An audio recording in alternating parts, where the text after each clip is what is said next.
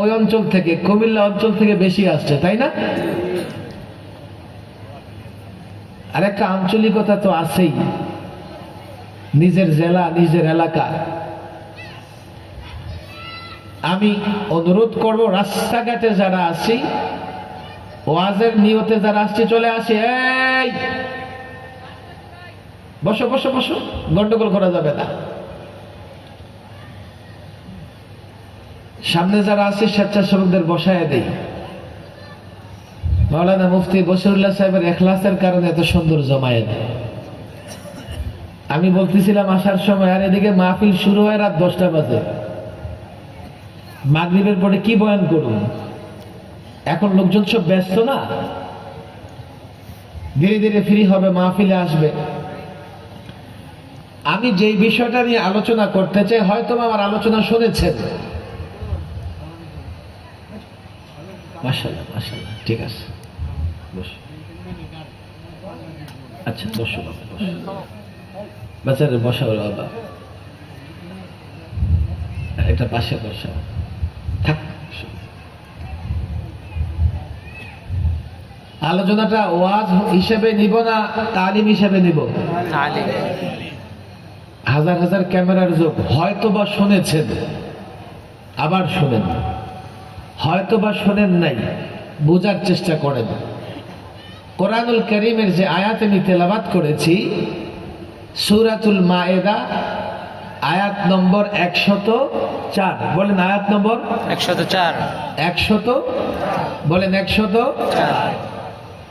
বলবেন এত কিছু দরকার কি হুজুর? দরকার আছে। আপনারা কিছু মানুষ হয়তো বা মহব্বত করেন, তা আমার তো মাঝে মধ্যে মনে হয় বাংলাদেশের শয়তান যত আমার দুশ্মন তার চাইতে বেশি। শয়তান তো দুশ্মন আছেই, কি পরিমাণ লোকেরা দুশ্মনী করে কল্পনাও করতে পারবেন না, নানা কারণে। 16 বছর ছিল, কোথাও কথা বললেই তো অপরাধ।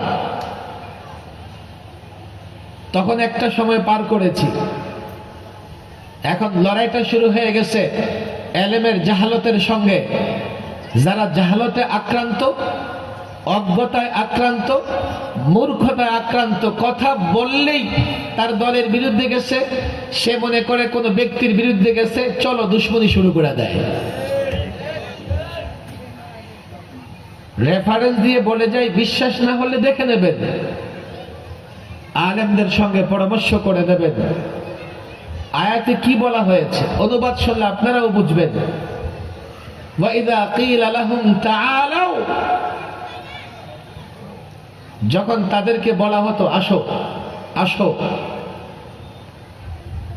1500 বছর আগে মুহাম্মদ সাল্লাল্লাহু আলাইহি ওয়াসাল্লাম বেঈমান কাফির মুশরিকদের, কুরাইশ লিডারদের যখন আহ্বান জানাতেন, তাআলাউ আসো আসো,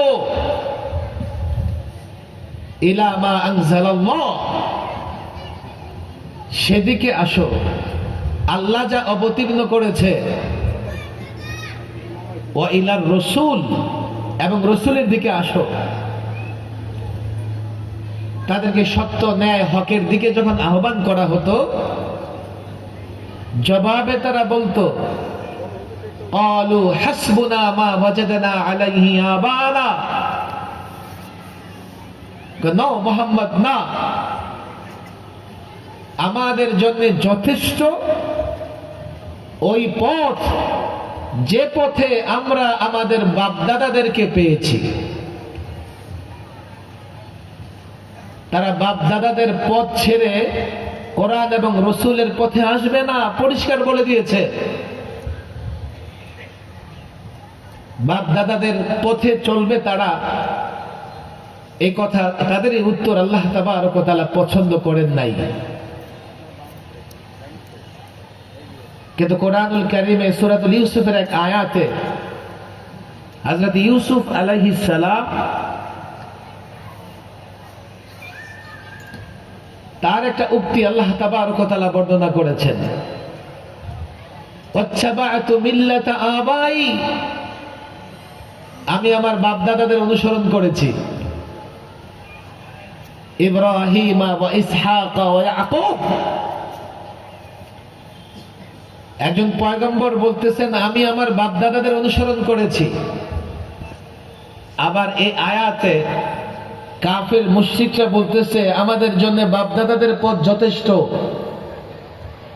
এখানে তাদের উত্তর আল্লাহ তাবারক ওয়া তাআলা সমালোচনার ভঙ্গিতে আলোচনা করেছেন, পছন্দ করেন নাই। আর সেখানে যেহেতু পয়গম্বরের কথা, নিঃসন্দেহে সেটা গ্রহণযোগ্য। এখন একটা প্রশ্ন উত্থাপিত হয়, তার ফয়সালা দরকার আছে। তাহলে আমরা কি করব? বাপ দাদাদের অনুসরণ করব না করব না? উত্তর দিবেন না। প্রশ্ন এক জায়গায় গ্রহণযোগ্য, আরেক জায়গায় সমালোচিত। আমাদের জন্য ফয়সালা কি হবে? আমরা বাপ দাদাদের অনুসরণ করতে পারবো কি পারবো না, এমন একটা প্রশ্ন আসে কি আসে না? এর আগে ছোট্ট করে মনে রাখেন, আমরা কি শুধু আমাদের বাপ দাদাদের অনুসরণ করি না নেতাদের অনুসরণ করি? নেতাদের অনুসরণ করি না? বলেন করি কি করি না? শুধু নেতা পীর সাহেবদের অনুসরণ করি না করি না? আলেম মুফতির অনুসরণ করি। প্রসঙ্গটা ব্যাপক করলে প্রশ্নটা ব্যাপক হয় যে সর্বক্ষেত্রে আমরা আমাদের বাপদাদা, নেতা, পীর, আলেম, মুফতি সাহেব তাদের অনুসরণ করতে পারবো কি পারবো না? ফয়সালা জানার জন্য দূরে কোথাও যাওয়ার দরকার নাই। এই আয়াতে সূরাতুল মায়েদার 104 নম্বর আয়াতের শেষাংশে আল্লাহ তাবারক ওয়া তাআলা ছোট্ট একটা কথা বলে দিয়েছেন, যা সামনে আসলে আপনারাই বুঝে নিতে পারবেন কার অনুসরণ করা যাবে আর কার অনুসরণ করা যাবে না। আওয়ালাউ কানা আবাউহুম লা ইয়ালামুনা শাইআ ওয়া লা ইয়াহতাদুন। তারা যে বলছে তারা তাদের বাপ দাদাদের অনুসরণ করে। আচ্ছা, তাদের বাপ দাদাদের যদি কোনো কিছু জানা না থাকে, এলেম না থাকে, জ্ঞান না থাকে, ওয়ালা ইহতাদুন, এবং তারা যদি হেদায়েতের উপরে না থাকে, তারপরেও কি তারা তাদের বাপ দাদাদের অনুসরণ করবে?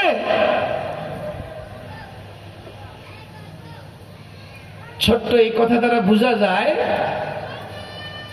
তোমরা যদি তোমাদের বাপ দাদাদের অনুসরণ করতে চাও, তাদের মধ্যে দুটা জিনিস লাগবে। দুটা জিনিস লাগবে। এক হচ্ছে তাদের ইলম থাকা লাগবে,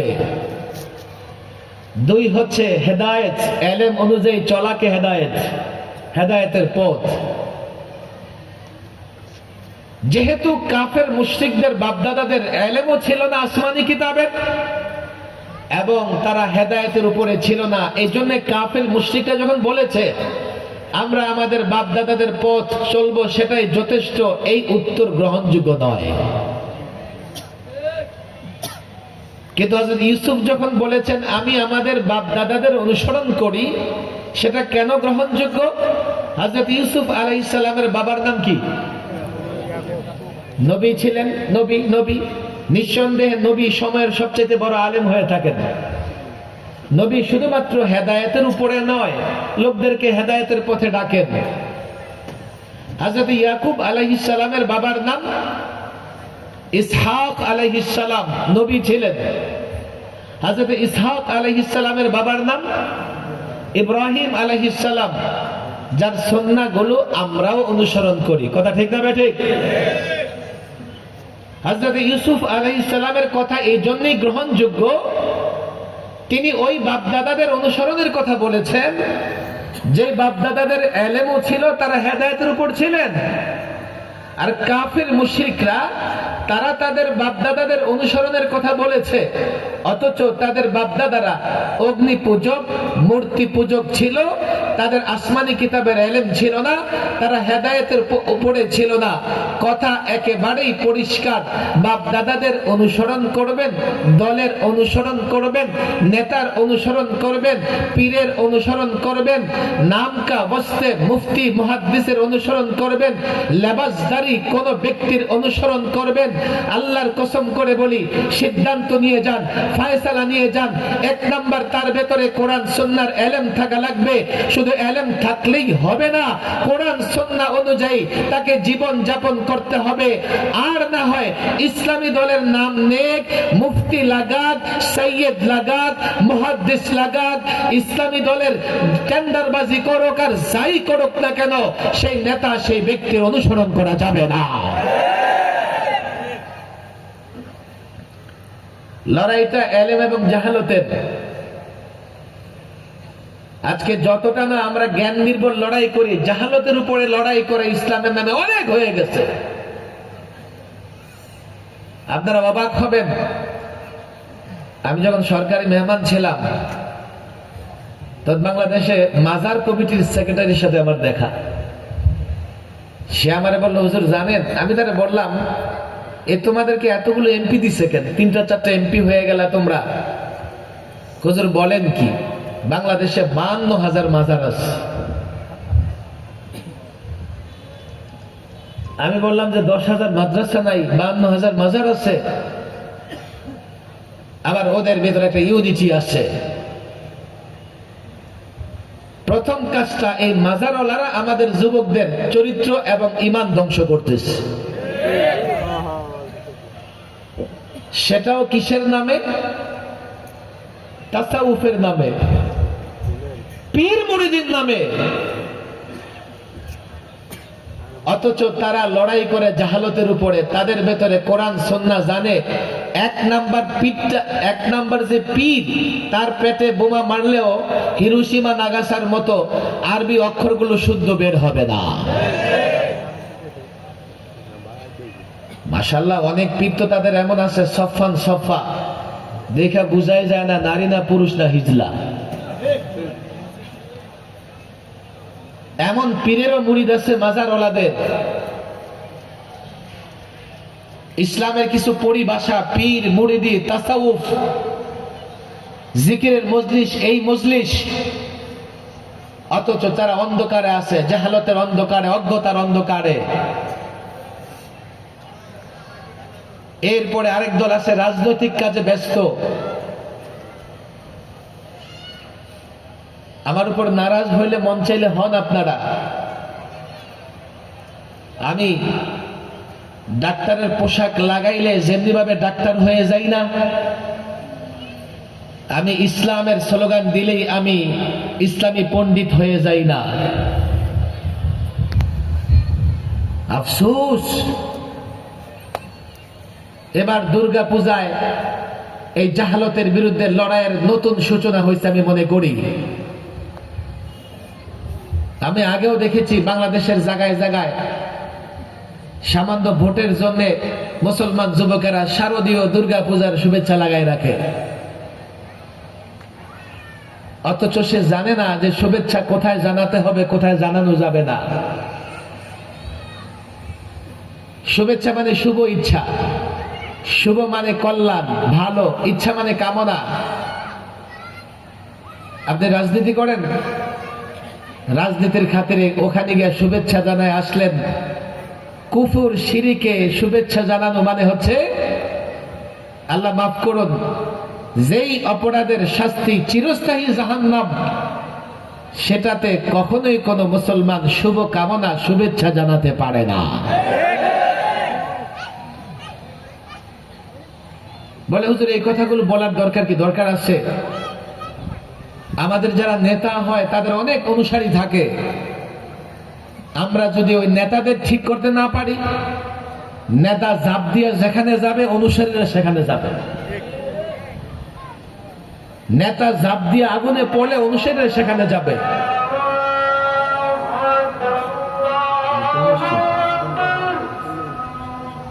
আচ্ছা, আমরা একটু আজানের জবাব দেই ইনশাআল্লাহ।